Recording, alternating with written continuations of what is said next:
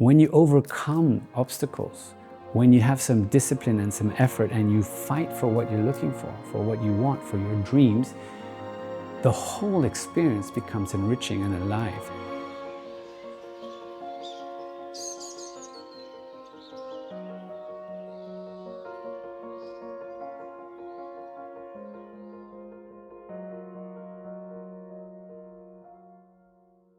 So you said something to me. You said, you're not broken, you're not behind, you're just not aligned yet. But the moment you choose to be radically honest with yourself and trust what your body already knows, everything changes. There's a Dutch psychiatrist, his name is Bessel van der Kolk, and he's written a book, big book like this, The Body Keeps the Score. But this is something that psychiatry is now approaching, and even many of them are not accepting it, so it's controversial. But then there's Dr. Bruce Lipton, who's the biology of belief, and then you have all of the kinesiology, osteopathy, chakras, Chinese medicine, that are all working the other way. First the body, because the body keeps the score, and then from the body, from the symptom, from the pain, from the where it is, let's find out what is the cause. So you can look at it both ways. You're gonna, from the psychiatry, psychology, what are you thinking, Top what down. are the circumstances? Or you can do it from the Bottom body up. up, you know? And the way I like to do it is I like to do both. Because at university I studied psychology and I studied sports psychology, and I was a professional football player more thanks to my mentality than to, honestly, to my natural innate skills, you know?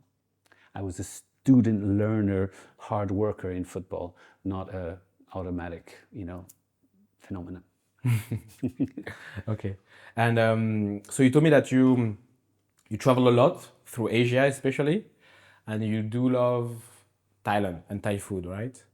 All right. So I have something for you. You told me that one of your favorite dishes, tom yum, right? Tom yum, definitely, all the way. So I've made my own version of it. All Asian or ethnic foods are really a delight for me.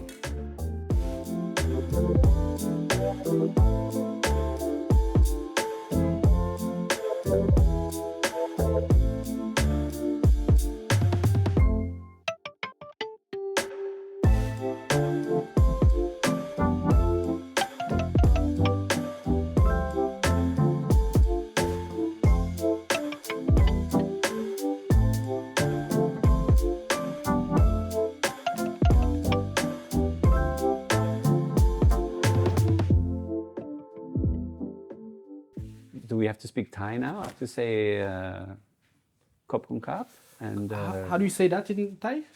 Enjoy your meal? Kop Hung Kap is thank you. Kopung ka. And enjoy your meal, or it's good food, is Aroy Mak Mak. I'm just gonna get some of the soup here.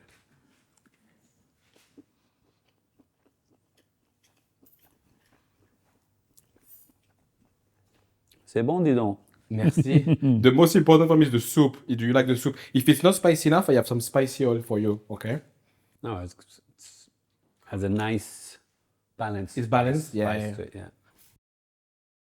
I think there's a lot of people, and myself included, that, you know, like when you have to take a decision, you're never really sure if you should follow your mind or your guts, or if you should follow your intuition, or if you try to make logic out of it. I think it's very confusing sometimes about decision making and where you're going in life in general. So tell me a bit what you think about that, and what's your approach about this decision making and the relationship between mind and body.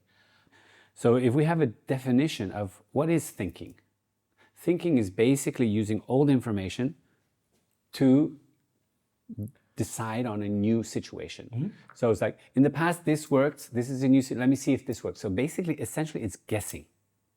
So you made a dish before and you never made it before, right? Mm-hmm. So you research, you get information, and you think this is the best way to do it. And you taste it, and then you're asking me for feedback, right? That's guessing. So you're guessing, but you have an experience that goes with it. So it's a calculated, educated guess, right? If you believe that the recipe that you've found is the right one, but maybe you got it from ChatGPT and ChatGPT got it wrong. So all of a sudden you think you're making something, but you believe you're making something, but it's wrong, right? So believing is a lot of dogma, a lot of religion. It's you just follow somebody else without checking. And that's what we're doing in life. So it's about knowing. So you have to first think and feel. So how do you feel about the dish that you just made? So you think first or you feel second? Probably the other way around. Okay. Your body, That's what I mean, yeah. Scientifically, the neuroscientists and also the scientific experimenters, and for me it's a bit complicated because I don't know who are the scientists and what is science. I guess it should be that anybody that experiments is a scientist. You are a scientist of cooking, of creating alchemy with ingredients and temperatures and presentations, right? Combinations. I'm a scientist of experimenting. If I do this, what happens, right? But normally the feeling is first and then comes the thinking. The emotional decision to buy the red Ferrari and then the justification, no, because I need to join the Ferrari club, because if not, I won't have those clients to fit with my image of, president of a football club or something, right? So when you think about it like this, when you think about it, I'm talking to your logic. But how do you feel when you have a sip of that wine? Part of you is thinking, analyzing, what grape is it? Okay, this could be compared to a little bit of a Chardonnay, but it's got a bit of a lighter taste, right? I think it's a choice. You can think about it, you can just feel. Well, exactly. But when you can actually separate it, what is feeling? And now feeling has also been modified by words. Feeling, in my head, feelings, you have no words, right? If it's a feeling, I think as soon as if you think about it, then you can define it with words. But if you feel it, you cannot really define it, right? Well said, because feeling is now defined by emotions. What emotion is? Physical, yeah. Well, so then it becomes three. There is the thinking, and then there is the feeling, and then there's the label, which is the mind putting a label on the sensation feeling. And it's called emotion, which is energy in motion. So if you take the main emotions, you're just going to have basically 5. Which they do on tests of the expression on the face. There's like shock, disgust, pleasure, love, sadness, anger. So if you have sadness and anger, and then you have fear and worry is more, you feel it as a sensation in the body, like stomach and mind. It's thinking too much. Fear, you're going to feel like frozen all over, but be mostly down, kind of like I peed my pants, or the words, they tell you this, right? And when it's anger, I'm so angry I could eat my liver, no? Like in Italian or something, mangia il fegato, or, They say that, really? Yeah, definitely. And then with sadness, it's like you're sobbing. So then it becomes, where is it in your body? What is the sensation? So your thinking creates your feeling, emotion, and there's a sensation that goes with it. But if you go the other way up, like we were saying at the beginning, first you feel the sensation. What sensation are you feeling? What emotion label would you give it?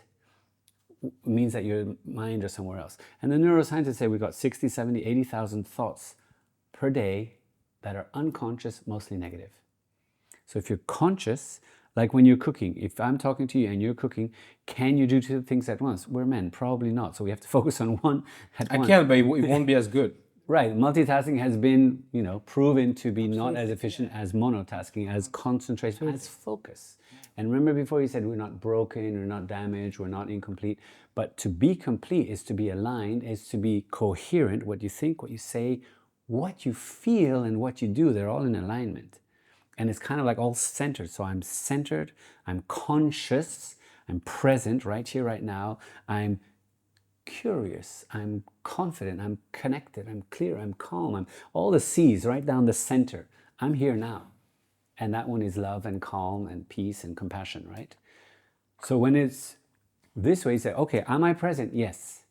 Am I sad? Am I angry? It's a memory of the past. So I've just slipped out of being present, which is not thinking.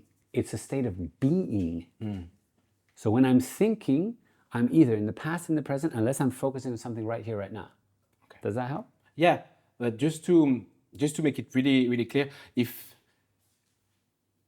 when do you know if you should if you should take a decision through thinking, logically taking this decision, because of this, I should do that, or follow our instinct sometime and be like more connected to our body and be like, you know what, I feel this is the right decision. I don't need to overthink it. Let's go for it, or let's not go for it, Because sometimes I feel like there's a lot of fear that makes you feel some things, coming from your past, whatever.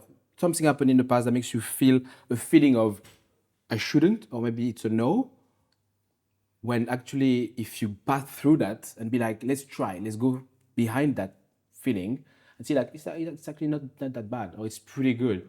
So the way that I say is like, ask the question with your head, with your mind, but say it out loud and notice what body reaction happens when you say that. And then you go to knowing, and you can still not be sure, but at least you've got a starting point. You know, you've begun to know. Yeah. And I really believe also that there's some question we ask ourselves about life, decision, whatever, things we do or don't do. And there's absolutely no way you can know until you actually go there, right? And I think something really important I realize is like, How do you overcome a fear? You don't know. Why? You don't know. Like, you have to go see. Like, the only thing that will always be right, it's life itself, reality and nature. They will always tell you exactly where you are eventually, right? So if you go somewhere and you try, if you're not ready for it, you will know. And if you're ready for it, you will know. And I think that's something I've really worked on in the past years, but this thing about being scared of something doesn't really exist. Right. And just like going there, just check it out. And there are two types of fear. There's fear of the known, that something's going to repeat exactly, and then there's fear of the unknown, and this has two parts to it. The fear of the unknown that's going to stop you from dying, it's protecting you. It's saying, hey, we don't know this, so better what we know, it's safe, it didn't kill us yet, than anything that we don't know. Yeah. But then that same fear of the unknown is stopping us from living, because we keep what we got. So for me, as I say, hey, let's say yes more times than no. And then I have questions to make the mind relax. What's the best thing that can happen if I dare to start this podcast? What's the worst thing that can happen if I dare to start this podcast? And then do the other thing. What's the best thing that can happen if I don't, if I just stay where I am? And what's the worst thing? And when you write those answers down, you've got 4 parameters that are going to help you look at the fear, false expectations appearing real, and you can say, wow, I really've got to face this fear. I've got to dive into the unknown. I've got to try, because the worst thing that can happen is that I learn something and it costs me some time, energy, and money. The best thing that can happen, I find my passion, my purpose. Everybody is happy. It's amazing. The people that are watching say, wow, this is inspirational. You've just helped me make my decision for going to university or not. So exactly. This is how then we start to flow in the present, because the future is just an imagination of the worst that can happen, or if we're inspired, the best that can happen. And the past is just a memory that mostly is photoshopped, modified, exaggerated. So it's like, hold on a second. What is the only truth that we can really, really know right here, right now? How we feel, the label, and what we are sensing in our body. Am I calm, centered, relaxed? This is beautiful. Let's do this. If you keep on repeating those same thoughts, then your mind, brain, you know, the brain is actually the organ and the mind is the processes. So it's like, if it cannot recognize the difference between something really happening or something just being imagined, and you keep on imagining the same thing, then your brain is going to be adapting as if it were exactly the same thing. So it's going to keep on creating the same thing. So he uses it, your familiar past then creates the same repetition of the future, for the future. If you make a recipe and always it comes out the same, and you say, wow, but I'd like it to taste differently. Well, you got to change the recipe, right? Yeah. Or change the dish. Talking about recipe. What's up next? I'm going to try to bring you back to India, because you told me, I mean, obviously you lived in India. I made you a dal, lentil dal. Okay, let's go for it. You still hungry? You still have space, huh? I hope you do. Right? When it's good, there's always space. When it's good, there's always space.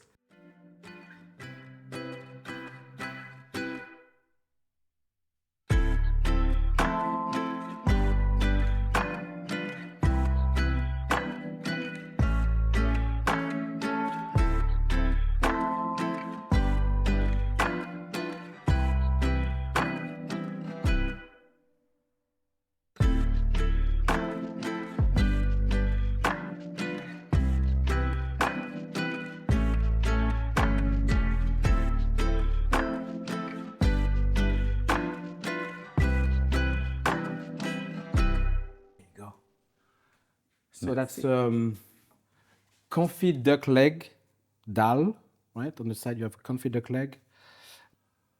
So you know what's a dal. It's a lentil stew with a lot of Indian spices. On top, you have a coconut and yogurt sauce I've made, bit of creaminess. Herbs, you have some coriander, chervil, coriander flowers, and sorrel. Sorrel, that's this one here. Yes, the last one I put. And because there is no great Indian meal without a good bread, I made just use some naan. Over here you have some pickled cucumber with pickled chili. It's very spicy, the chili, so don't have the whole thing like that. Now I'm going to One do at a head time. wobble for you, my friend. And you have also some toasted, some soy sunflower seeds on top. You will see some crunchiness. That's that.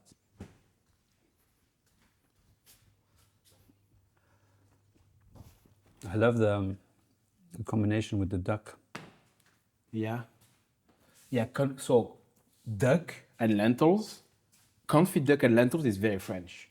So I've put the two things in my head. For me, duck, lentils is just something that makes so much sense. And I just couldn't take it out of my head. So I was like, I'm just going to do this Daal with duck. This is cuisine combination with brush strokes of memory, of taste, so it's very nice. Yeah. Let's talk about mistakes as data, not identity. That's something you told me in the past, and I would love you to tell me a bit more about that. For me, it's very simple. You are a human being, and we are living a life experience.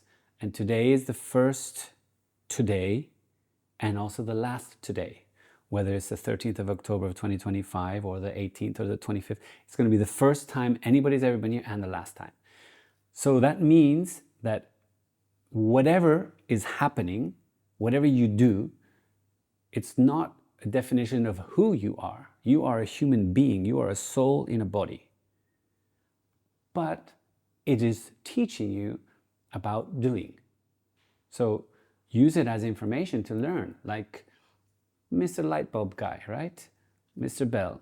He said, oh, I did 1,000 experiments and I didn't get the light bulb. On the 1,001, I got it. So you made 1,000 mistakes. No, I found 1,000 ways not to make a light bulb. This is a classic coaching Thomas expression, Edison, whatever. yeah. Thomas Edison, whatever. Bell is after the telephone, you're right. So when it's like this, you can have negative self-talk, like you can have the inner critic. Oh, you're such a fool, you did this again, you made this mistake. So I like to look at it like a film. You're the actor in your film, you're the observer, and you're the scriptwriter. So you can shift any one of these. If you're the observer and you're the critic, you're that inner voice saying, repeating those phrases of you're not good enough, you're not big enough, you're not smart enough, you should know better, why are you making the same mistake over and over, when are you ever going to learn, all of these negative self-talks that become beliefs because we repeat them so often. Or you can just switch and say, what about if I were my best friend, my fan, my coach, my counselor, my supporter? Say, hey, wow, we've made this same thing, we've got to change the script here. Every time I make a bechamel, it burns. And every time it burns. So let's change the script. Okay, I've learned how to burn the bechamel. Now let's learn how to not burn the bechamel. Okay, how will it be after you haven't burned the bechamel? Ooh, great. Then the bechamel will be super boring because there's nothing special about it. But when it burns, it's special because it's wrong, right? So it's about saying, hey, let's make it right, but let's learn from our wrongs. As a football player, any sports, you have a competition. Only one can win. But you need the other one to be able to win over them, right? But only one can win. So that means every single game, every single competition, there's going to be one that is losing. And people are taught only to look for the win and they forget about the lose. But it's 50-50. In football, then you have a tie, which is very unsatisfactory. So what do you learn from losing the result? What do you learn for the next game? Yeah. It's like this... I think I heard I think it's Roger Federer that won like almost 85 or 90% of the game he played in his whole life, but he won only like 55 or 60% of the points he played, right? So almost all of the time, like a bit less than half of the time in the game, he was actually losing. Yeah. points, right? But overall, in a long-term picture, he's one of the greatest ever. But he spent most of his life, half of his life, losing, right? Points at least. And this relationship, I think, between the people who can thrive under failure and keep coming back and just accepting it as just a space of learning and a way to grow and get better at whatever you do. I think this is the difference between two questions will help you. It's like, what do I learn from this? What can I do different? What can I do better? And then it becomes an experiment, With cooking, it's really simple. You burn something, aha, the temperature was too high and I put it too much time. Bring the temperature down, keep the same time. Bring the time down, keep the temperature the same. Yeah, just we have to adjust, Yeah. So how do you know that you've reached your limit? How do you know that you've gone to your edge? If you're a surfer, how do you know what's the biggest wave that you can surf? You have to get to the next biggest one that knocks you over. And you know that the biggest wave is just one less than that one. So failure is one of the best teachers. It's not a condemnation and never do it again. It's like, I did my best, I got to my limit, now I know what it is. What do I learn from it? How can I improve? It's always an adversary that pushes us to our best. It's when I played football, and then on the Sunday, and I knew I didn't play that great, and on the Monday there was a newspaper, and there was a reporter that didn't like me, and he just gave me like a 3 out of 5, whereas everybody else had a 4 or 4.5 out of 5. It's just like, whew. And what do? You swallow your pride. You say, okay, honestly, did I play that well? No. Did I play that bad? Probably not, but he's a bit on my case. So what can I do to switch this, to shift it, to get back on it? And I only have to wait 6 more days or 7 more days till the next game. Or if there's a game in midweek, I only have to wait 3 days. Whew. So sometimes it's like, I can't carry around that loop in my mind. Yeah. Because then I get angry at an external factor when actually the only real judge is my you internal. didn't play well. I didn't play well. Yeah. Did I play the best that I could? Did I do the best that I could? Yes or no? So then it becomes very easy. It's like I cannot control the waves, but I can improve my surfing skills and maybe get a better board. There's something that we talked about in the past. It's about change, like this paradox that you can have someone when you decided to change, when you look at where you are in your life and you say like, I think there's something else. I think I need to change something, some behaviors. I need to change my direction, my work, whatever. I need to go I want to go somewhere else.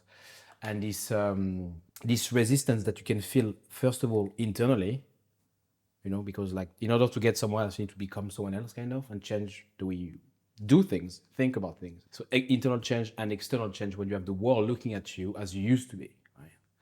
And how you navigate this tension, right? This moment when you want to go from A to B, like this moment, right? Right. I want to talk about that with you. Well, if you could create whatever you wanted, if the genie came out of the lamp and said, I give you a wish of your ideal life, if you can write that down, if you can be clear on that, and it doesn't have to be every single detail, but at least on some form of it. I want to be healthy, I want to be happy, I want to be successful, I want to have a nice house, I want to go on holiday on Ibiza and dance in Ushuaia or wherever else. That's great. Write it down. Because no matter what you choose, if that is what you can really imagine and feel, then you're going to create it somehow. When you were young, you said, I want to travel, and all of these science or social, economical, or, literature is like, none of them are for me. So then there must be other options. And a lot of the thing that most young people are facing right now is that there's a limited number of accepted options. When we were growing up, you had to be a doctor or an engineer. If not, you were nobody. Then you can be a banker or a lawyer. It's changes, right? But all of a sudden, it's like, what about being you? What do you like to do? How can you earn money doing that?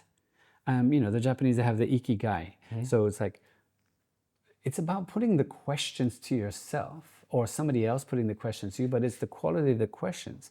It's like, what is it that how would you like your life to be? Can you tell me again about Ikigai, please? Ikigai is a Japanese technique for coaching. You put 4 circles. So what you like to do, what you're good at, what other people need, and what people are willing to pay for. So there's a sweet spot in the middle. If you are good at sport, and if you like to travel, what are the options available for you? How would you like your life to be? And that question sometimes is really important to ask, because when you're 16, 17, you need to do something in order to receive something. Of course. So it's very easy. I don't want to do nothing, and I want to have money and holidays and be, an influencer. Do it. Great. But maybe when you overcome obstacles, when you have some discipline and some effort and you fight for what you're looking for what you want, for your dreams, the whole experience becomes enriching and alive. Absolutely. And you say, yes, my dream is so powerful that I can live in a freezing little basement or attic in Switzerland or the north of Spain, because I dream of playing football and I can go through that. And even if I don't get paid, I'm still going to do it because this is my dream. So I think my suggestion would be, my invitation would be to dream more, not dream less. Because the dream then becomes the fire within that drives you to overcome the obstacles. Pride is probably like one of the most important feeling. Be like, okay, I've done something really cool and I've really put the effort into it, and what I got now, I do deserve it. I think this is one of the best feeling you can have. It's like people who just, make their own money, build this beautiful empire, whatever, beautiful family, beautiful life, and people that we gave everything to. I think the level of fulfillment and happiness at the end is just so much higher when you got your thing on your own, rather than if someone give it to you, right? Like a beautiful villa that I give to you, if I work to get the same villa, when I open the doors, different feeling. I'm like, fuck yeah, this is mine. And I've worked hard for it. Yeah. Rather than, there you go, this is just. Yeah. Well, I think the word pride is really important because, if you think about the Catholic religion, there's the 10 commandments and then there's the 7, capital sins. And pride is one of those. And the way to differentiate all of those sins, they're just exaggerations. It's come out of control. It's become addiction, right? Yeah. Whether it becomes sloth, which is laziness, or pride, or gluttony, or whatever. If you think about it, let's say that there are 2 types of ego. There's the ego of the mind, which is comparing yourself for better or for worse with everybody else. Mm-hmm. And that is where people, oh, you're so arrogant, or who do you think you are? And then there's the ego of the soul, which is your life existence on this experiment of a reincarnation. Where you compare yourself to yourself. You compare yourself to yourself of where your dream is, where you were before, and you look backwards and you say, oh my God, 5 years ago, I was in a little attic in London, and now look at me here in a beautiful place in Ibiza, cooking amazing food and creating That's the pride I'm inspiration. talking about. Yeah, that's the one. That's the prize. So this pride is a good pride in my opinion, okay? Yeah. And then the second one is expectations. Your expectations for yourself and your dreams is great. But when you're trying to fulfill other people's expectations and you don't know what they are, think about it. Your parents, they want the best for you. But they also have an ego pride that wants them to be able to show off about you and your success to their friends, so it makes them look good. So when you think about this, it's like, hey, what is your son doing? Oh my God, he's just lost it. He's like, peeling potatoes in some airport or something. Or he's like, no, he's a private chef doing this amazing podcast. Look at it, watch it. He's got really interesting guests. Look at it, we're so proud of him. So this is a beautiful thing, right? Mm-hmm. So the expectations, and what you started this very question with, was about what other people are thinking about these teenagers or about anyone. You know what? What most people think about you is what they know and how they would do things. It's their knowing. It's not your knowing. So is anybody else paying your rent? Is anyone else in your head thinking those thoughts? No. So most of the time, and really it's really interesting, because how often do you think about other people and their lives and judging them? Very rarely. I think you're right. Most people don't care about you. Most people are thinking more about what other people are thinking of them than about thinking about you. Yeah, most people don't care about you and don't really think about you until, and even people close to you, right? What was your name again? Yeah, there you go, right? Peter? No, but seriously, like it's even like people really close to you, like they look at you when you're there or when you're actually present, and like when you give them a call, when you are in the same room. But most of the time, no one cares about what you do, why you do it, you know. Well, yeah, exactly. They just want to make sure that you don't make them look bad. And if they can use you to make them look good, they will. But most of it's not like somebody on top is squashing you, not letting you come up to success. It's like the ones around you said, if you have success, you make me feel that I'm not good enough because you could do it and I can't. So it's very interesting that it's like everybody's watching, but no one cares, right? They all basically like everybody's kind of watching, like what everybody you do. wants to be unique, but not But too they out don't, of the. Yeah. They do that. They don't really have like an emotional commitment to you, or like they're okay. Yeah, it's really about having clarity of what you want to do and you do it. And in the end, it's going to come back to your body feeling. Does this feel right? Yes. Does this feel like I'm doing it for somebody else? Or then it's not going to feel right. It's not going to feel authentic. It's not going to feel full. Yeah. Fulfilling. Are you full now? Or are you still a bit hungry? No, we just started. No, that was the aperitivo. Okay, I'll have something for you. Thank you so much for sharing that. First of all, that was really, really interesting, and we're gonna move on to the dessert now, if you want. Very good. Okay, let's do it.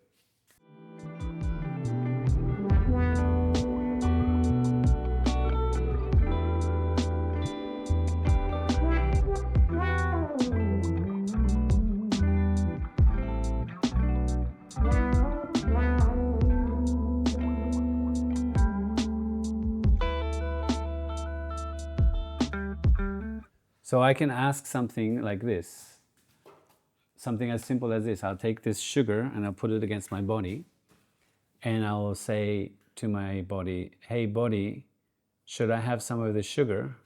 And my body goes automatically backwards and I get a kind of shiver. So I'm not going to have some of that sugar. Really? Yeah. Okay. Then I can take the lemon and I say, body, should I add some of the lemon to this? And this is also no. Oof. Okay. So just wasting my time. even though this would be a normal classical combination, you know, should I have this crepe, for example? There's a smile. My whole body says yes, right? And then should I have this chocolate with olive oil and salt? There's also a yes, right? And it's a yes. Whereas a no is kind of down and back, and a yes is kind of up in front, okay? So try it. Just do it live. Say, my name is Paul. What should I try it with? No, just with your name, Say, close your eyes and say, without touching onto the bar, so you have, basically, we need to have a little space to have like a little sway, like a pendulum or a compass, no? Mm-hmm. Say, my name is Paul. My name is Paul. Okay. And now say, my name is Peter. My name is Peter. Okay. So you automatically go backwards on Peter, and your whole body shrunk. And when you say, now say, my name is Paul. My name is Paul. There's a kind of like a fierté, there's a pride, your chest comes up, it's your name, it's the most powerful word that you can ever hear, right? Mm-hmm. So if you then say, you know, should I have some more wine? And you take the wine and put it against your body, let's see what it says. We don't know, we'll have to find out, right? Should I take some more wine? Okay, so that's enough wine for you today, my friend. I'm not going to listen to my body on that one. I'm going to finish the glass. But yeah. I mean, I've done it before. I've done this exact video before. And I was actually very surprised because I'm not really into that energy. I was a bit skeptic at the beginning. And then I've done it with you and I was like, okay, there's something. There's something for sure. And well, if you think about it, when you play sports in a big stadium and you make a good pass, or you score a goal. When you play sports? When you make a good pass or you score a goal or you score a point, yeah. What happens in the stadium? And when you miss,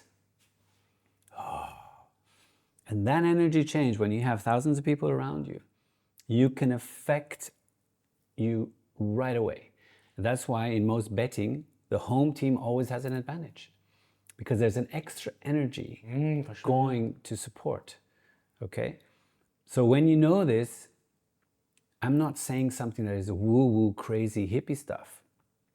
I'm saying science says your body has a feeling reaction in its energy field before the thinking one does. But we don't know how to access it, or not many people do, or many people do, but people think that, oh, I don't believe in that. It's not a question about believing. Whether you believe it or not, it still has an effect on you. Yeah, for sure. Yeah. You know, if you think of riding the metro in Paris, what happens to your body? If you what? Think about riding the metro in Paris. I love the metro. Okay. For some reason, I don't know why. Okay, but Because I don't live in Paris anymore. Probably that's why. I love to go back there. I'm like, fuck yeah. So I'm gonna do like Nutella style, right? Oh, go for it. You're gonna go to hell. So no sugar, no lemon. Your body told you to. No, I'm joking. I think I would have done the same. Chocolate, crêpe. That's it. I grew up a lot of times with crêpe with sugar and lemon, or with, I lived in Italy for some time. You get the Nutella, right? All right. But this is much better. Thank you, Melchior, for coming here today, for sharing so much of your knowledge and your wisdom. That was a true pleasure to have you and talk with you and cook for you. And yeah, let's do it another time. All of the combinations, the flavors, was the harmonious smoothness of it all, with giving it a kind of like a twist title, but having a total original creation. So, very delicious meal. Thank you, and Thank you, of course, Melchior. I would love to come back another time. Thank you. Thank you Merci for coming.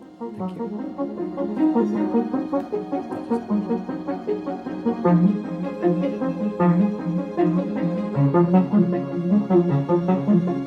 you.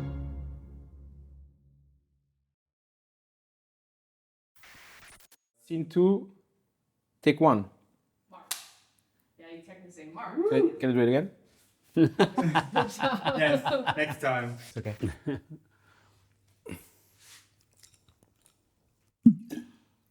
Don't put that on the video. But that's how we do it. Thank you so much, and I will see you soon. I always say that. We're gonna cut, right?